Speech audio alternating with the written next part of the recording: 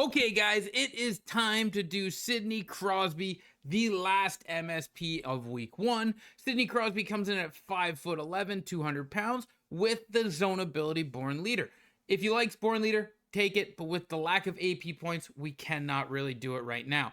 88 speed, 88 acceleration, and good shooting, but his true stat that you gotta love is the 88 faceoff. This makes the Sidney Crosby unbelievable at the center dot, which is where we are going to place him between Austin Matthews and Antti Panarin. Now, if you are looking for somebody on your team to improve, you got the Rob Brind'Amour. Of course, you got the Brind'Amour. The Brind'Amour is absolutely fantastic. And if you wanted to upgrade him because you're enjoying him, Sidney Crosby is the guy.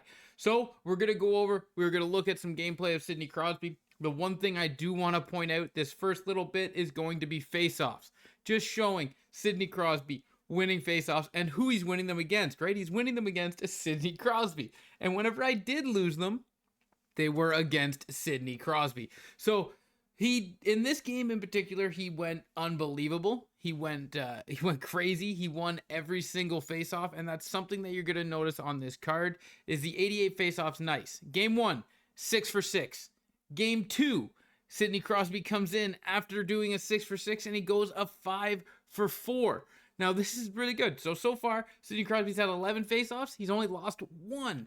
And then he goes into game 3 of 4 and 3. So again, showing the reliability of this card and how he is just going to win faceoffs for you. Game 4, he goes 4 for 4. Another 100% game on the dot. And then game 5, he went 5 for 3. Now again, I was facing a Sidney Crosby, so he can't win them all when you're facing the best centerman in the game.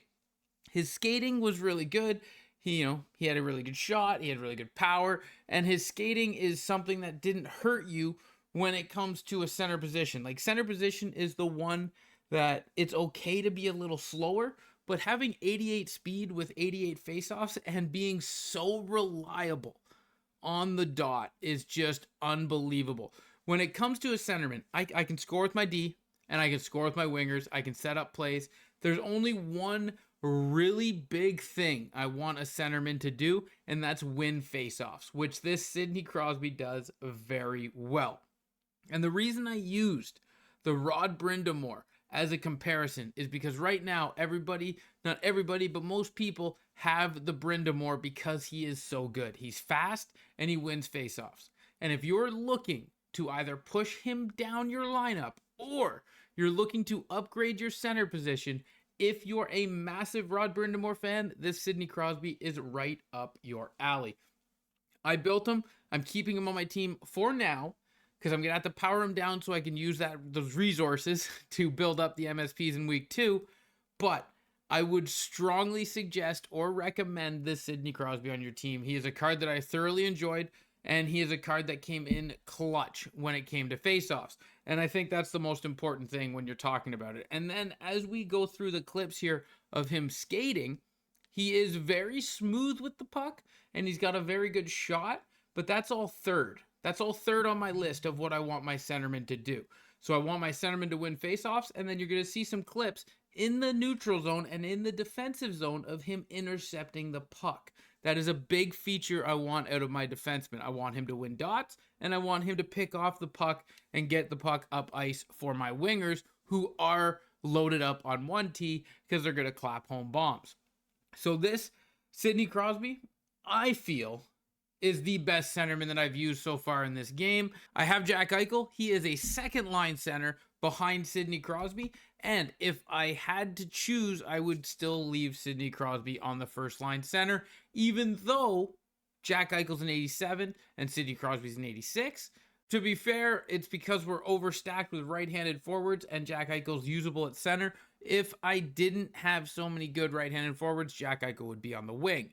But the Sidney Crosby here is good. Now, you're going to notice in the last video I did, the PK Subban didn't lose endurance as fast. Like he held and he maintained his endurance bar and he could skate around for a long period of time. This Sidney Crosby is not the same. His endurance is always down. His endurance is always below half, and if not below half, it gets down below half extremely fast. So maybe he's not the guy to skate with, but it'll be okay because he wins dots and he intercepts the puck and he sets up good passes and he can shoot the puck fairly well, so it's not terrible. But he is mainly going to be your primary on power plays, shorthanded, 5-on-5, everywhere on the dot. That if you need to win a faceoff, you put this card out. I was winning faceoffs with less than half of his endurance, so he does have the capability of doing nothing but win faceoffs, but that's all you want. What wins games? Winning faceoffs and having possession of the puck.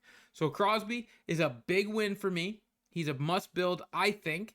And I think out of the 4 I've done, I would do Bouwmeester, then Crosby, then PK, then Pasta. But I would probably pass on the Pasta, and I'd probably pass on the PK unless you're a fan of him, because there's been other options that you might already have.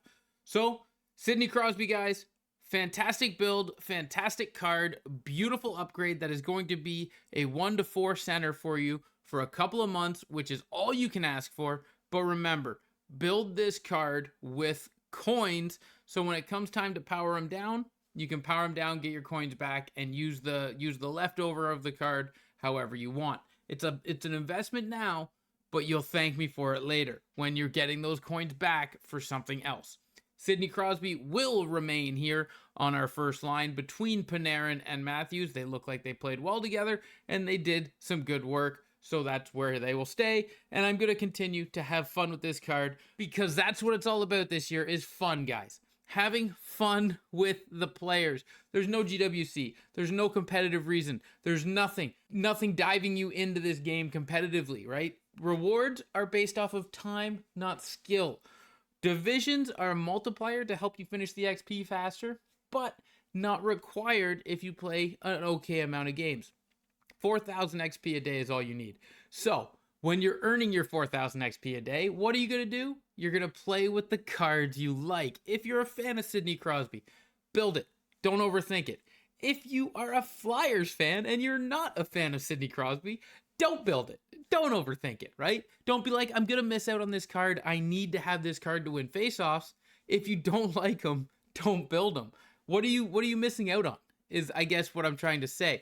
When it comes down to everything, when you look at building your team and you're looking like, Connor McDavid is a big one.